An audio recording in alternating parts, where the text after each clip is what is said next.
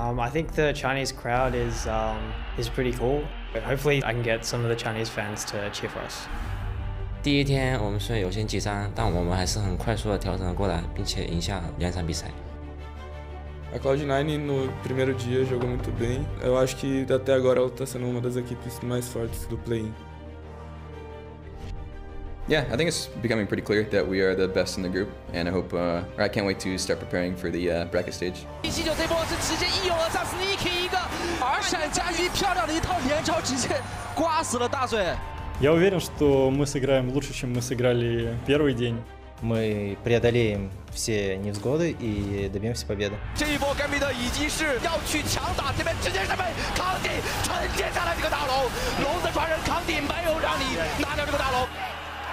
Después del partido del primer día contra el LoL nos dimos cuenta que no era un equipo inganable, así que estamos buscando sacar ese punto que podríamos haber sacado la primera partida y no pudimos. 第一天的比赛，我们WE收获了非常多的掌声，也希望大家多给其他赛区的各个队伍多些鼓励跟掌声，让他们感受到来自东道主的热情。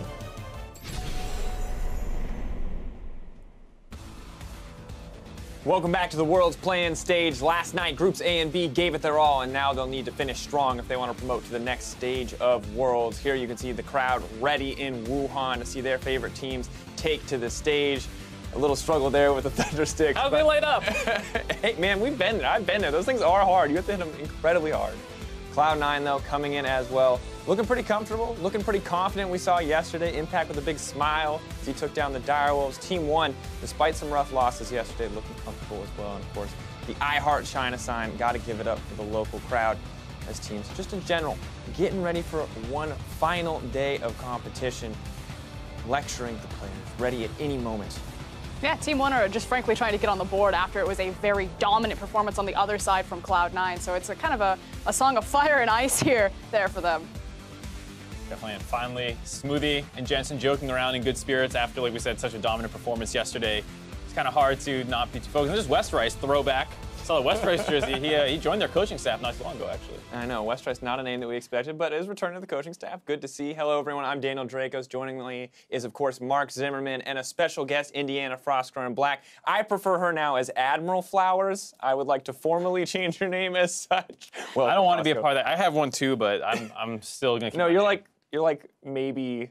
Officer. I got like dragged along with it. I was like, I guess I'll be a part of the gang. I'm just looking for anything. It started with Atlas. He's also got a flower, and then Mark Z had one. I was like, well, I got to turn it up to 11 right now. Yeah, you've got a flower to. Oh, all right. Well, you're as always on point, Frostgrown. But before we get into today's games, let's pull up the standings to see what teams are fighting for. Of course, we look at it, Group A has Gambit Esports behind Lion Gaming and Team WE after day 1, while North America's Cloud9 tops Group B with OPL's Direwolves 1 game back. But really nothing is set in stone. Teams are going to need to give it their all today or risk cutting their Worlds run short.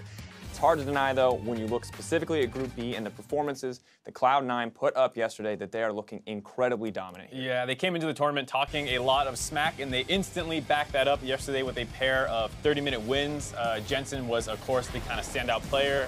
He took control of game 1 pretty heavily and then was able to show that Galio picking game 2. Yeah, and we expect great things of Jensen, but it's when the rest of Cloud9's members, specifically Contracts yesterday on his Nidalee performance, also step up, that Cloud9 fans get excited. You know, we know that they've got the caliber on that team, a world champion up into the top lane, consistent performer in Sneaky, you know, 5 world champions underneath, world's appearances underneath his belt, and now they're starting to get more of that showtime and get more of that power back in them. And I just want to continue to see them mix it up. You know, Jensen now on a tankier champion, sometimes more the assassin, but definitely getting support across the board. On the opposite side in Group A, Team WE still definitely looking like the favorites, did not show the same dominance, however, as their Group B counterparts. Yeah, and I think, you know, it was probably a harder group overall a little bit, just looking at the strength of the teams in there. Everyone was saying, oh, Gambit's in here, it's going to be a little bit tougher, but they definitely did not wow quite the way that we were expecting. Yeah, no excuses. That was a false start for Team WE against Lion. Lion out-team fought them, out-skirmished them, and put up a very good front, but ultimately it was Team WE having control over the macro priority on the map and taking the game, as well as then just cleaning out Gambit Esports. Made it look very easy in the end, but it's crucial right now for Team WE to show their dominance in their rematch versus Lion Gaming, because if they drop that game, they could find themselves in a tiebreaker scenario, and based on Lion's performance yesterday, it's really not out of the realm of possibility. Right, because even though they did struggle a little bit to keep up with the macro of World Elite when they played later in the day versus Gambit, they completely destroyed them, and it was very impressive to see, and it shows that it wasn't really a flash in the pan or a fluke performance of just WE playing maybe a little too conservative or anything. They actually have the chops to go toe-to-toe with them. Yeah, and frankly, that's been the biggest surprise of the tournament so far. You know, everyone was looking at Gambit Esports, giving them the benefit of the doubt with some of those legacy names that they were going to be the big, emerging region team, but it was Lion Gaming, probably the most decorated team in League of Legends, 9 domestic titles to their name, that just came in flying. I mean, look, historically, they have in the past had very good performances in the group stages. They've never quite been able to transition it onto the world stage until now, but now that they're here, they are showing up. They are clearly proving themselves worthy of the group so far. Yeah,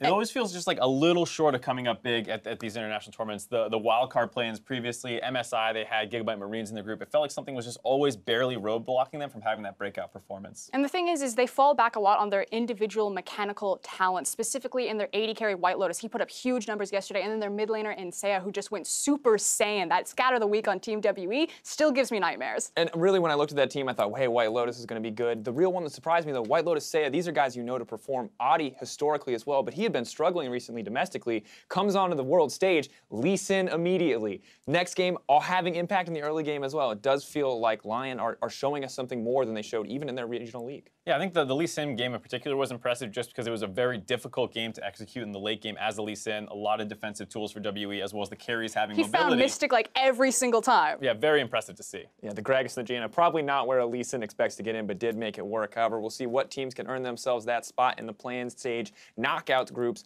for A and B. First up, Team 1 Esports are going to hope to derail the Cloud9 hype train, followed by that rematch between Lion Gaming and Team WE, which could be the decider for the #1 and #2 seed. Then the remaining 6 teams, will play out the rest of the round robin, and we will host any tiebreakers at the end of the day.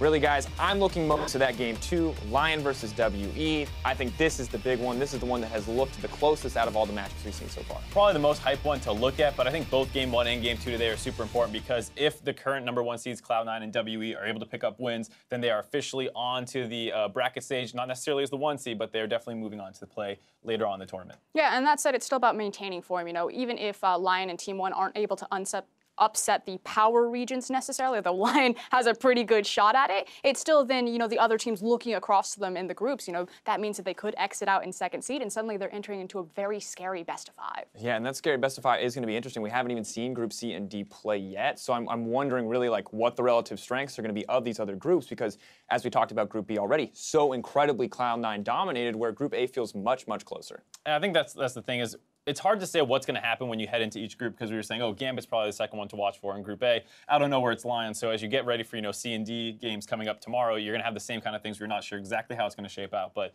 today, of course, 2 teams will be going home as well, so that's a huge storyline too. It is at least nice to continue to hear the confidence from Gambit Esports, though, that they say that they can still take the games, that they don't seem entirely morally crushed right now, and they can come out hard and fast. Yeah, it's going to be C, but of course you can be sure to make sure you leave your mark on the competition with the newest addition to the Championship line. And as a reminder, 25% of the proceeds from Championship Ash and Ward Skin purchases are going to be added to the World's prize pool, and an additional 25% will also be donated to charity. And you can also unlock the Championship Ash Chroma through the World's missions, which will be available through all of Worlds. Now, before we get into today's game, we'd like to inform you of an emergency substitution to 1907 Fenerbahce's starting roster.